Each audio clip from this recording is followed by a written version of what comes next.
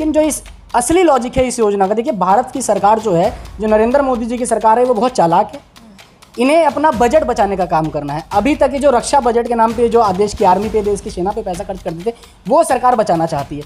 आप ये बताइए कि जो ये 4 साल की योजना लेके आई है, उसके बाद ये कह रहे हैं कि सिर्फ 25% को ही हम कंटिन्यू रखेंगे। वो मंत्री जी के बेटे को भी आर्मी में भेजना चाहिए, प्रधानमंत्री के भी बेटे को आर्मी में भेजना चाहिए, प्रधानमंत्री को भी आर्मी में जाना चाहिए। मतलब 70 साल का व्यक्ति देश चला सकता है, लेकिन देश का नौजवान 24 साल का होकर रिटायर होकर अपने घर में बैठेगा ना। की तैयारी गरीब किसान नौजवान वर्ग का युवा करने का काम करता है। वो युवा 10वीं 12वीं पास होते हैं, जिन्होंने 3 साल की उम्र, जो 2-3 साल से लगातार सेना की तैयारी कर रहे हैं, उनके पास इतना धैर्य नहीं है।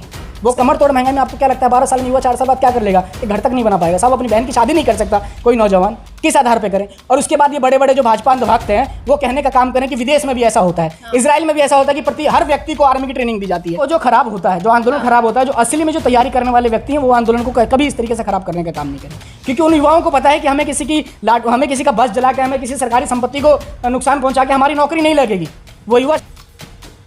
नमस्कार, मैं दामिनी शर्मा सजग भारत में एक बार फिर से आप सभी का स्वागत करती हूँ।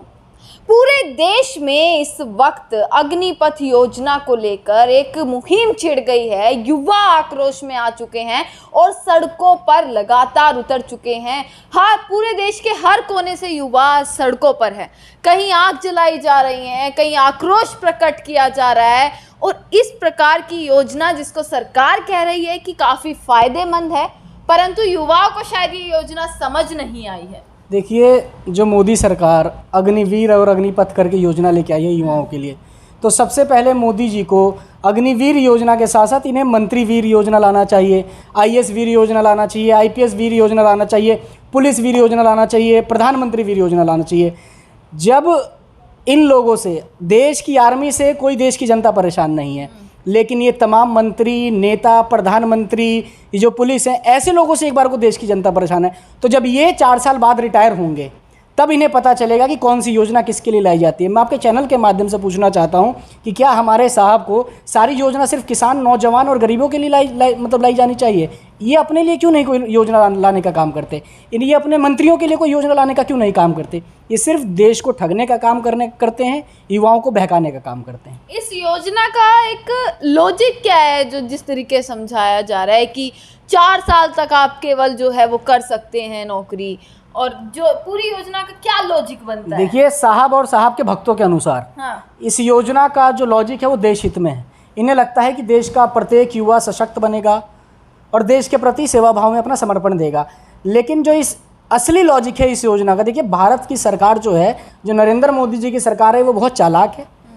इन्हें अपना बजट बचाने का काम करना है। अभी तक ये जो रक्षा बजट के नाम पे जो देश की आर्मी पे, देश की सेना पे पैसा खर्च करते थे, वो सरकार बचाना चाहती है। आप ये बताइए कि जो ये 4 साल की योजना लेके आई है, उसके बाद ये कह रहे हैं कि सिर्फ 25% को ही हम कंटिन्यू रखेंगे, 75% को हम हटा देंगे। तो जिन ये 75% को हटा देंगे, ये देश नौकरी भी देंगे, कोशिश करेंगे। आप ये बताइए 8 साल में इन्होंने कितनों को नौकरी देने का काम किया? प्रधानमंत्री जी जब से आए हैं भारत में, नरेंद्र मोदी जी जब से भारत में आए, जब से इनका दूसरा चरण आया, इन्होंने देश को ठेकेदार प्रथा में झोंकने का काम किया है। आज इन्होंने देश की आर्मी को, देश के सेना को ठेकेदार प्रथा में झोंकने का काम किया। आप ये बताइए 4 साल बाद जब वो 75% लोगों को, युवाओं को जब ये सेना से बाहर निकालने का काम करेंगे, नौकरी ना नौकरी लगना अलग बात है, तो जो उनका पेंशन का पैसा है, जो उनको स्वास्थ्य का पैसा है, जो कैंटीन का पैसा, ये सब तो बचेगा। यही पैसा बचाने के लिए जो सारी योजना है, भारत सरकार अपने पैसों बचाने के लिए योजना लेके आ रही है। तो सरकार की दुश्मनी सेना जो भर्ती है, इनसे क्यों होगी? सरकार की दुश्मनी सेना से नहीं है। देखिए, मैं शुरू से बताने का काम करता हूँ। नरेंद्र मोदी जी की जो सरकार है, इन्होंने शुरू से हम दो और हमारे दो के लिए काम किया। 4 साल ये देश सेवा कराने के नाम पे युवाओं को ठगने का काम करेंगे, युवाओं से नौकरी कराने का काम करेंगे। जब 4 साल हो जाएंगे, उसके बाद ये अंबानी, अडानी जैसे पूंजीपतियों के लिए, जिनके लिए सरकार आई है, उनके वेयर हाउस पे उन देश के युवाओं को, जो रिटायर्ड आर्मी होगी, उन पे ठेकेदारी पे उनसे उन गार्ड का नौकरी करवाएंगे। तो आप ये बताइए कि जो नौजवान 3 साल की सेना के जवान के लिए तैयारी करता है, क्या वो सिर्फ 4 साल की नौकरी करेगा?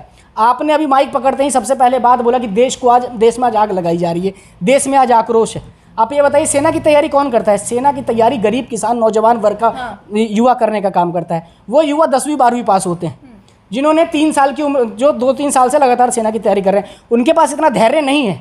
वो कोई ब्यूरोक्रेसी की तैयारी नहीं कर रहे, सिविल सर्विस की तैयारी नहीं कर रहे कि उन्हें पता है कि हमें धरना किस तरीके से देना है, कितना शांतिपूर्ण देना है। तो शांतिपूर्वक मैं चीज, आप बताना युवा है, मैं आपसे आक्रोश में आना मैं- या पब्लिक संपत्ति जो है उसको नुकसान पहुंचाना, ये कहाँ तक मैं आपके चैनल से यही बताने काम कर रहा हूँ, वो युवा अपने धैर्य खो चुके हैं, उनका सपना टूट चुका है, इसलिए वो वैसे आगजनी करने का काम कर रहे हैं। लेकिन मैं आपके चैनल के माध्यम से बताना चाह रहा हूँ कि जो युवा हैं जो आगजनी कर रहे हैं, देखिए कोई भी आंदोलन होता है, उस आंदोलन को बदनाम और उस आंदोलन को खराब सरकार करने का काम करती है। मैं तमाम युवाओं से हाथ जोड़ के अपील करना चाहूँगा कि आपका जो आप धरना प्रदर्शन करने का काम कर रहे हैं, जो आप विरोध प्रदर्शन करने का काम कर रहे हैं, आप विरोध करिए, आप प्रदर्शन करिए। ये देश शास्त्री जी का देश है। आज भी इस देश में जय जवान और जय किसान का नारा अजर और अमर है, और जब तक सृष्टि है, जब तक भारत है, जब तक ये नारा अजर और अमर रहेगा। इस देश को जो देश में आंदोलन कामयाब हुए हैं, वो जयप्रकाश नारायण वाला आंदोलन कामयाब हुआ है, महात्मा गांधी वाला आंदोलन कामयाब हुआ है, लोहिया वाला आंदोलन कामयाब हुआ है। तो हमें शांतिपूर्ण रूप से अपना विरोध प्रदर्शन करना पड़ेगा। मैं तमाम युवा साथियों से कहूँगा जो आज सड़क पे इस विरोध प्रदर्शन करने का काम करें, कि जो लोग आपके बीच में बसों को जलाने का काम कर रहे हैं, देश की संसाधनों को नष्ट करने का काम कर रहे हैं, किसी व्यक्ति की निजी संसाधनों को नष्ट करने का काम कर रहे हैं, वो आपके लोग नहीं, वो सरकार के लोग हैं। आप उन्हें चिन्हित करने का काम करिए और आप प्रशासन को देने का काम करिए, क्योंकि हर सरकार, जो भी सरकार सत्ता में होती है, वो आंदोलन खराब करने के लिए, आंदोलन को उग्र बनाने का काम करती है, जिसमें सरकार के लोग होते हैं, जो कि बाद में निकलेगा। बिल्कुल ये भी एक एजेंडा है, एजेंडा नहीं है। मैं आपसे बता, सरकार के लोग हैं वहां पर, जो नुकसान पहुंचाए वो सरकार के लोग। आंदोलन को जो खराब होता है, जो आंदोलन खराब होता है, जो असली में जो तैयारी करने वाले व्यक्ति हैं, वो आंदोलन को कभी इस तरीके से खराब करने का काम नहीं करें, क्योंकि उन युवाओं को पता है कि हमें किसी का बस जला के, हमें किसी सरकारी संपत्ति को नुकसान पहुंचा के हमारी नौकरी नहीं लगेगी। वो युवा शांतिपूर्ण रूप से तरीके से वो धरना करने आए हैं। और मैं फिर भी कहता हूँ कि अगर जिस युवा, जैसे मैंने बताया कि नए उम्र के लड़के हैं, नए उम्र के युवा हैं, उनका सपना टूटा है, वो अपना धैर्य खो चुके हैं, क्योंकि उनके सामने कुछ नहीं है। आप बेल्ट की नौकरी वो करता है जो गांव से जुड़ा होता है, देहात का लड़का, उनका सपना होता है। देखिए भारत देश में जो आर्मी है, जो सेना है, उसके लिए दीवानगी होती है, वो उनका सपना तोड़ दिया मोदी सरकार ने। आप ये बताइए कि मैं इस चैनल के माध्यम से उन पुलिस वालों से भी कहना चाहूँगा कि जो भी पुलिस है जो सख्ती करने का काम कर रही है, मैं आपसे हाथ जोड़ के अपील करना चाहूँगा कि वो भी आप ही के परिवार के हैं, वो भी किसान गरीब परिवार के हैं। आप ऐसे सख्ती ना करिए, आप उन्हें समझाने का काम करिए और युवाओं को भी समझना चाहिए। ऊपर से ऑर्डर होंगे उसी चीज को बिल्कुल, लेकिन आज देश का हर वर्ग जो भाजपा अंधभक्त मुक्त भक्त है, वो वर्ग है, मैं उससे बताने का काम करूँ, चाहे सेना हो चाहे पुलिस वाले हों, उन्हें समझ है कि ये फैसला कितना गलत है। मेरी बहुत सारे पुलिस वालों से बात हुई, सरकारी आदमी से बात हुई, जिन्होंने बताया ये फैसला गलत, देश हित में कहीं फैसला नहीं है। आज आप बताइए कि चीन हमारे देश में घुस रहा है, पाकिस्तान को मौका चाहिए हमारे देश पर हमला करने के लिए, वो हमेशा आग गड़ाए बैठा है। हमारे देश के जो बगल में श्रीलंका है, उसकी हालत इतनी भयावह हो गई कि उसके लड़के हमारे देश में कूदना चाहते हैं। इस समय आप सेना का मनोबल तोड़ने का काम कर रहे हैं, आप ऐसी सुरक्षा करने का काम कर रहे हैं कि आप 4 साल के लिए सेना, आप ये बताएं कौन लड़ाई लड़ने का काम करेगा देश? वो तो कहेंगे हम 4 साल के लिए हमें अपनी जान बचानी है, हमें पेंशन नहीं मिलेगी, कोई सुविधा नहीं मिलेगी। किसान बिल आया तो सरकार ने कहा कि किसानों को ये चीज़ समझ नहीं आई, नोटबंदी आई तो ये कहा गया व्यापारियों को, जीएसटी आई तो ये कहा गया व्यापारियों को समझ नहीं आई, अब ये आया है अग्निपथ योजना आई है, अब युवाओं को समझ नहीं आई है। इसका मतलब क्या है कि भाजपा जो है उसके पास जितनी भी चीज़ें हैं वो सही फैसला करती है या गलत? देखिए मोदी सरकार की सबसे बड़ी भूल है, जो भी फैसला करती है दूसरे वर्ग के लिए, ये उस वर्ग के समर्थन के लिए फैसला नहीं करती, उस वर्ग के फायदे के लिए फैसला नहीं करती। जीएसटी आया, क्या उससे व्यापारी वर्ग खुश है? आप सर्वे करके देखिए, आपके हाथ में माइक है, आपके पास चैनल है, कोई व्यापारी वर्ग 100 में से 90% वर्ग खुश नहीं है। नोटबंदी आई, कोई खुश नहीं हुआ, आम आदमी की कमर टूटी, लाइन में इतनी जाने गई, देश को नुकसान हुआ, कहीं काला धन नहीं मिला। किसान बिल आया, सरकार को मुंह की खानी पड़ी। अरे आप किसानों से बात करिए ना, अगर आप किसान बिल ला रहे हैं तो आप किसानों से बात करिए। आप ये जो अग्निवीर योजना, अग्निपथ योजना लाए हैं, आपने कितनी युवाओं से बात करी? जो गाजियाबाद के सांसद हैं माननीय जनरल वीके सिंह, वो 30 साल उन्होंने आर्मी की नौकरी दी, वो खुद कह रहे हैं कि कोई भी योजना जब तक पटेल पे नहीं आती हम उसके बारे में अच्छा बुरा नहीं बता सकते। तो अब किस आधार पर इस फैसले को अच्छा और बुरा बताने का काम कर रहे हैं? ये फैसला सरासर गलत है। जो तैयारी कर रहा है वह, जब वही सड़क पर, जब वही उस फैसले से खुश नहीं है, तो आप क्यों इस फैसले में इतना आतताई होने का काम कर रहे हैं? तो एक स्टेप तो लिया है ना, कल मोदी जी ने ऐलान कर दिया है इस चीज़ का कि जो उम्र है वो 21 से 23 वर्ष अब कर दी है, तो कहीं ना कहीं इसका एक फ़ायदा भी तो लग रहा है ना, जो आक्रोश इस प्रकार का, जो धरने इस प्रकार के हो रहे हैं। देखिए जो उम्र कर दी है 24, उम्र की लड़ाई नहीं है, हाँ। लड़ाई स्कीम की है। ये स्कीम नहीं चाहिए जिस आधार पे पहले से भर्तियां हो रही हैं आज़ादी के बाद। इस योजना को वापस लीजिए। इस योजना का विरोध है, जिस आधार पे, जिस तरीके से किसान बिल का विरोध था, उसमें कोई 1-2 एजेंडे इन्होंने चेंज किए, किसान संतुष्ट नहीं हुए। इसी तरीके से कुछ एजेंडे चेंज कर देंगे, उम्र बढ़ा देंगे, किसान संतुष्ट नहीं, वो नौजवान संतुष्ट नहीं होंगे।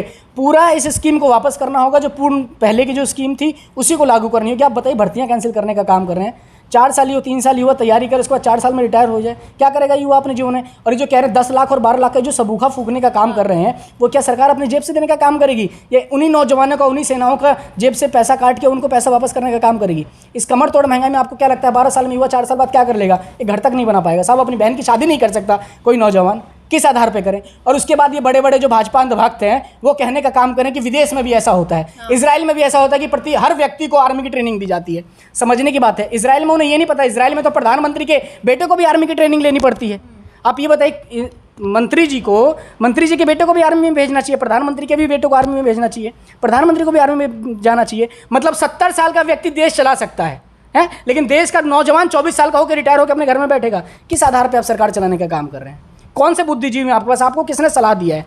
मैं तो आपके चैनल के माध्यम से कहना चाहता हूं, जिसने ये बिल बनाने का काम किया, जिसने स्कीम लाने का काम किया, ये कर्नल जनरल तमाम जो बड़े बड़े सैन्य अधिकारी हैं, इन लोगों की अगर 4 साल में रिटायर होने लग जाए, इनके बच्चों के साथ 4 साल में रिटायर होने लग जाए, तब इन्हें पता चलेगा कि आज नौजवानों के ऊपर उम्मीद है आपको कि योजना वापस होगी। बिल्कुल वापस करनी चाहिए और नौजवानों के आगे सरकार वापस करेगी। लेकिन मैं फिर भी आपके चैनल के माध्यम से बताना चाहूँगा कि इस तरीके की आगजनी देश में ना हो। हम शांति प्रिय लोग हैं।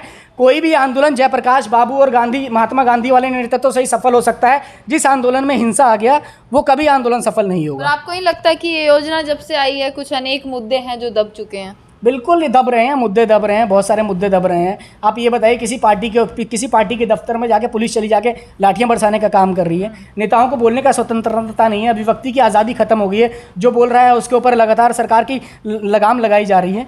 तो ये सब देश के लिए, देश के लोकतंत्र के लिए बहुत दुखदायी होने का काम करेगा। चलिए, अंशु ठाकुर हमारे साथ मौजूद थे। और पूरे देश में इस वक्त जो हालात बने हुए हैं, काफ़ी भयावह तस्वीरें पूरे देश भर से इस वक्त आ रही हैं।